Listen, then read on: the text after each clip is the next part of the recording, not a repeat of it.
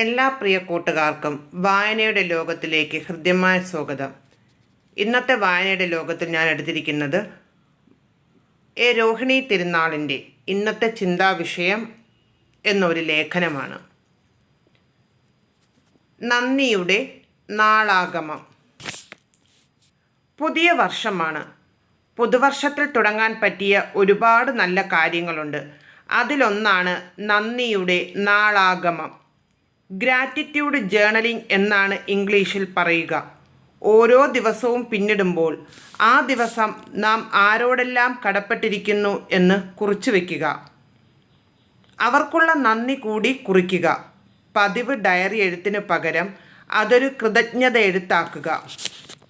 ഓരോ ദിവസത്തെയും ജീവിതത്തിൽ നമുക്ക് എന്തെങ്കിലുമൊക്കെ ഉപകാരം ചെയ്ത പലരുണ്ടാവാം. അവർക്കുള്ള നന്ദി ഡയറിയിൽ കുറിക്കാം. ചിലപ്പോൾ ഒരാളുടെ അത്ര ശരിയല്ലാത്തൊരു പ്രവൃത്തി പോലും നമുക്ക് ഗുണകരമായി ഭവിച്ചിട്ടുണ്ടാവാം. ഇതെല്ലാമാണ് നന്ദിയുടെ നാൾ വഴിയിലുണ്ടാകാവുന്നത്.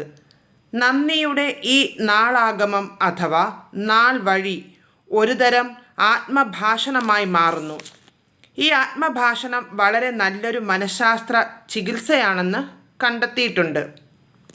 നമുക്ക് ഉപകാരം ചെയ്തവർക്ക് നന്ദി പറയുന്നതിലൂടെ നമ്മുടെ മനസ്സിന് സന്തോഷം ലഭിക്കുന്നു എന്നതിലുപരി മനസ്സിൽ നിന്ന് കാലുഷ്യം അപ്രത്യക്ഷമാകുന്നു. മനസ്സ് ശാന്തമാകുന്നു. അനിർവചനീയമായൊരു ശാന്തി വന്നു നിറയുന്നു. എഴുത്തുകാരിയുടെ അല്ലെങ്കിൽ എഴുത്തുകാരൻ്റെ ഉത്കണ്ഠകൾ അപ്രത്യക്ഷമാകുന്നു. മാനസികാരോഗ്യം വർദ്ധിക്കുന്നു. എന്തിന്? കൃതജ്ഞതയുടെ വരികൾ എഴുതി കഴിയുമ്പോൾ ശാരീരിക വേദനകൾക്ക് പോലും കുറവുണ്ടാകുന്നു എന്ന് വൈദ്യശാസ്ത്രം കണ്ടെത്തിയിട്ടുണ്ട്. നന്ദിയുടെ നാൾ വഴി എഴുത്തിന് ശേഷം നല്ല ഉറക്കം കിട്ടുന്നു എന്നും തെളിയിക്കപ്പെട്ടിട്ടുണ്ട്.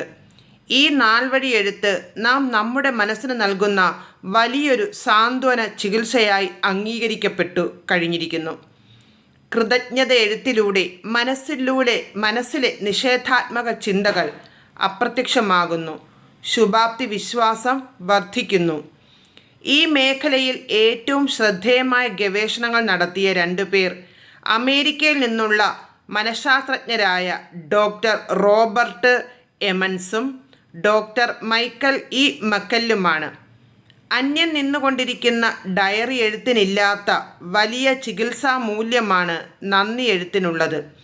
ഈ പുതുവർഷത്തിൽ നന്ദിയുടെ നാളാഗമത്തിന് തുടക്കമിട്ടാലോ? എല്ലാവർക്കും നമസ്കാരം പറഞ്ഞുകൊണ്ട് വീണ്ടും ഇന്നത്തെ ചിന്താവിഷയവുമായി അടുത്ത ഒരു ദിവസം വരാം. നന്ദി, നമസ്കാരം. സ്നേഹത്തോടെ ഞാൻ ഷഹീൻ എസ്.